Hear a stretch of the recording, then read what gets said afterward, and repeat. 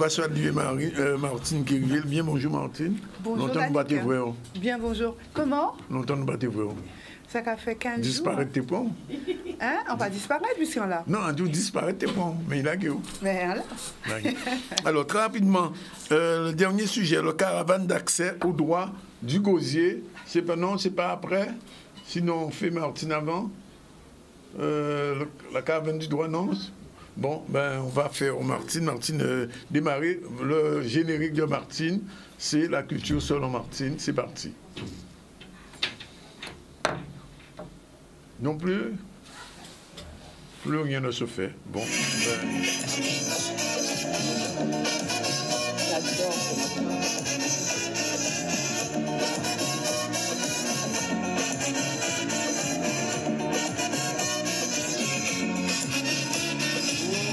Le soleil lève le matin à travers le ciel là. Et tous les oiseaux qui dépassent le content. Moi quand j'étais comme ma vie, la divinité. Martine, bonjour. Bonjour Danick, bonjour à Danick, bonjour aux auditeurs, aux téléspectateurs et puis bien sûr à mon fan club. Ça ne change pas. Et je suis ravie de vous retrouver puisque ça fait effectivement 2 mercredis que je n'étais pas à l'antenne. Et pour une bonne raison, donc je vais vous en parler justement aujourd'hui. Danick, tout va bien pour toi? Ça va, jusqu'ici tout va bien. Oui, encore, oui. Oui, on a fait. Hein? Toujours là. On l'a qu'on l'a là. Vous misez pas mort. Oui. C'est ça. Bon. Donc, j'ai vu pour vous, donc retour sur, et c'est ce dont je vais vous parler, après un passage hexagonal, n'est-ce pas, de quelques jours sur ce territoire, plus précisément à Lille. Et pourquoi étais-je à Lille, vous allez vous demander? Parce que je me suis rendue à un congrès, le congrès des centres sociaux et centres socioculturels de France. Alors vous allez me dire certainement qu'un congrès social n'a absolument rien à faire dans la culture selon Martine. Eh bien non. J'ai pas dit ça. Tu ne l'as pas dit, mais tu l'as pensé tellement fort que c'est arrivé juste à moi. Eh bien méfie-toi, parce que la culture est dans tout et tout est dans la culture. Et il me semblait que le CSM était le lieu idéal pour en parler. Donc je vais vous faire un petit retour sur ce voyage, sur la ville qui nous a accueillis et sur ce congrès riche en événements et en partage. Pour accompagner le social et plus exactement les habitants et comment dirais-je, notre public. Et sur le thème de ce congrès, c'était plus de justice sociale. Mais en attendant, avant de revenir sur le congrès qui s'est tenu, donc je le disais, à Lille du 12 au 14 mai dernier, je vais vous parler brièvement de ce qui est culturel, puisque la ville de Lille nous a accueillis. Lille est une capitale des Hauts-de-France. Hein, je ne sais pas si tu le sais, Danick, toi qui sais tant de choses, maintenant qu'on a, qu'on a redécoupé la France, une région du nord de la France. Et elle se trouve à proximité, figure-toi, de la frontière belge, ce qui lui donne un espace culturel intéressant, surtout au niveau de sa gastronomie. Je connais la Fort de Lille, par contre. Comment? La Fort de Lille. Alors, ce n'était pas pendant que j'y étais, mais je vais en parler parmi toutes les excellences de la culture à Lille. Eh bien, aujourd'hui, on le sait, Lille est un centre culturel très animé, pardon. Je n'étais pas droite, Dani m'a demandé. Voilà. Météo douette. Météo douette, donc on mettait douette quand i. Ouais. Et quand manquait un petit point. Ah, point là, c'est suivi en moins. Ouais. Donc, le point sur le i étant mis. Donc, ville culturelle et ville universitaire animée, elle a été autrefois, comme on dit, une très grande plateforme marchande de la Flandre française. Et donc, il y a de nombreuses influences flamandes dans cette ville, mais surtout, il y a aussi des demeures qui sont très typiques et historique, toute la vieille ville historique de Lille, le centre historique, il se caractérise par ces vieilles maisons, effectivement. Des maisons qui sont du XVIIe siècle pour la moyenne et en briques rouges, donc c'est très caractéristique de Lille. Des ruelles piétonnes, pavées, et puis sa particularité, cette grande place qu'on a vue tout à l'heure en photo avec ce personnage, cette sculpture de femme jaune sur ce site. Quoi dire encore de Lille? Ben écoutez, figure-toi que j'ai fait une belle photo avec Madame Martine Aubry, donc maire de Lille. Elle est toujours maire de Lille? Elle est toujours maire, oui, oui. Lille, c'est 232 000 habitants, ça change un peu de ce que nous avons, effectivement, enfin 741 habitants pour la ville de Lille. C'est pratiquement la Guadeloupe à elle seule, même un peu plus.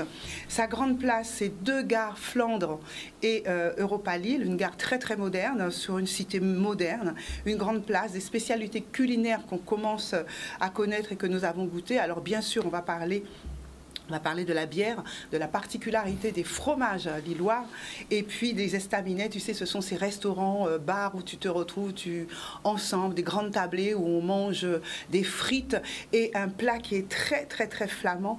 C'est le Welsh. Tu connais le Welsh, Danick? Non, non, pas du tout. Non, le Welsh, franchement, si tu veux manger ce plat, il faut te barder le ventre, bien le tapisser et surtout ne rien manger ni la veille ni l'avant-veille. Ah bon, pourquoi? C'est composé de fromage fondu, de fromage, encore de fromage, d'œufs, de jambon, de pain, de fromage, peut-être encore œufs. Voilà, c'est une couche successive de fromage fondu. Il ne faut pas le manger froid parce que c'est un peu lourd. C'est étonnant comme plat, c'est très très riche, 50 000 calories à la cuillère. Oui.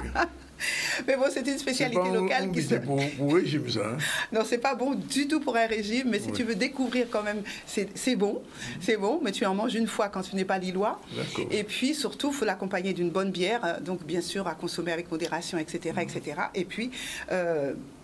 Et puis ça se mange avec beaucoup d'amis autour, etc. Et puis la petite dernière au niveau gastronomie, eh bien les gaufres, les fameuses gaufres lilloises qu'on retrouve dans ce côté nord de la France, qui sont délicieuses et qui sont différentes des...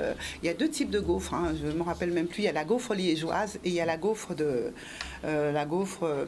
belge, son nom m'échappe. Enfin, et puis il y a la Grande Braderie, et c'est un réseau à Lille, un réseau de libraires étonnant. On lit beaucoup, et cette ville est extrêmement, comment dirais, riche en termes de capitale européenne. Il faut savoir qu'elle a été capitale européenne de la culture. C'était en 2004 et qu'elle a partagé ça avec Gênes, une ville en Italie, et c'était un événement de départ pour une grande biennale culturelle qui s'est tenue, que l'île 3000 est en train de poursuivre. Voilà, ville d'art et d'histoire, donc je vous aurai tout dit sur l'île et vous comprendrez pourquoi cette ville a été retenue, entre autres, pour ce fameux congrès, 9e congrès des centres sociaux, un rendez-vous qui s'est tenu du 12 au 14, où je me suis rendue avec une délégation de la Guadeloupe de plus de 60 personnes. Nous étions fort nombreux représentant toute la Guadeloupe, aux côtés de d'autres territoires d'outre-mer que sont Mayotte, que sont la Réunion, la Guyane, la Martinique, bien sûr Guadeloupe, Saint-Martin et Marie-Galante étaient présents. Et tout ça pour un congrès qui devait rassembler plus de 4000 personnes pour parler de ce qu'est la justice sociale. 100e anniversaire également de la Fédération des centres sociaux de France, qui était à l'initiative de ce grand rassemblement, et donc qui a une vocation à regarder le contexte social et sociétal dans lequel nous vivons. Les centres sociaux et les fédérations, nous en avons une en Guadeloupe, maintenant la fédération s'appelle FEV. J'espère, Danick, que nous aurons l'occasion de venir en parler avec les membres de cette fédération. C'est extrêmement important, puisque les centres sociaux et espaces de vie sociaux sont vraiment le poumon et le cœur maintenant de tout ce qui est social, au-delà des CCAS que tout le monde connaît. On fait un autre travail qui est celui donc de réfléchir à l'évolution de la société au travers de l'espace social, du bien-être des habitants, et de répondre à des besoins qui sont ceux du quotidien pour des familles parfois qui sont en difficulté, des enfants, pour la parentalité et tout cela.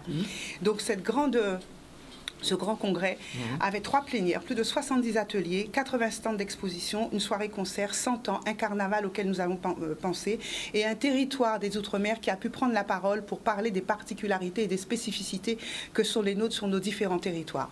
Donc, j'ai encore un peu de temps ?